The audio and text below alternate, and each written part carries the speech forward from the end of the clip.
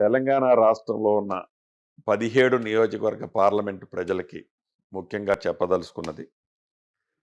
సాధించుకున్న తెలంగాణని మొదటి 10 సంవత్సరాలు మాయమాటలు నమ్మి ఆనాడు గౌరవనీయులు మాజీ ముఖ్యమంత్రి కేసీఆర్ గారికి అధికారం ఇచ్చాం.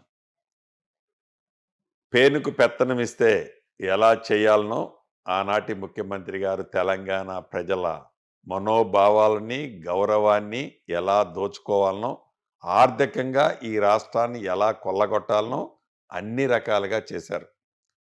మార్పు కావాలి, ఇందిరమ్మ రాజ్యం రావాలని మీ దీవెనలతో గడిచిన 4.5 నెలల క్రితం మీ ఆశీస్సులతో తెలంగాణ రాష్ట్రంలో ఇందిరమ్మ ప్రభుత్వం వచ్చిన తర్వాత 6 గ్యారంటీల్లో 5 గ్యారంటీలు ఇవ్వటమే కాకుండా చెప్పని అనేక అంశాలు మీరెన్నుకున్న ఇందిరమ్మ ప్రభుత్వంలో మీకు అందుతున్న మాట నిజం.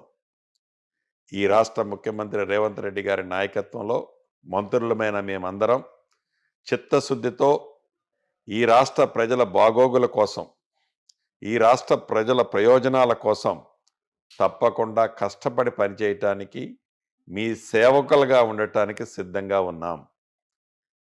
ఎలా అయితే తెలంగాణ రాష్ట్రంలో మార్పు కావాలని కోరుకున్నారో, రేపు 13వ తారీఖు జరుగు పార్లమెంటు ఎన్నికల్లో యావత్ తెలంగాణ రాష్ట్ర ప్రజలు, ముఖ్యంగా కాంగ్రెస్ పార్టీని అభిమానించే నాయకులు, కార్యకర్తలు, అభిమానులు ఈ రాష్ట్ర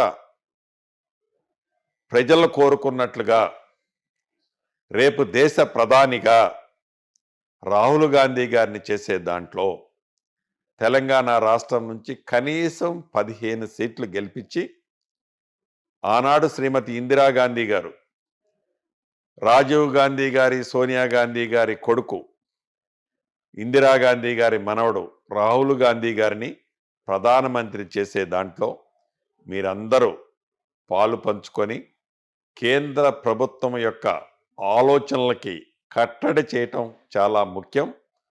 ఈ రాజ్యాంగాన్ని కాపాడుకోవాలి అంటే ఈ ఎన్నికల్లో ఇండియా కూటమిని గెలిపించాలని ప్రేక్షక మహాశయులందరికీ ఈ వేదిక ద్వారా తెలుపుకుంటూ సెలవు తీసుకుంటాం.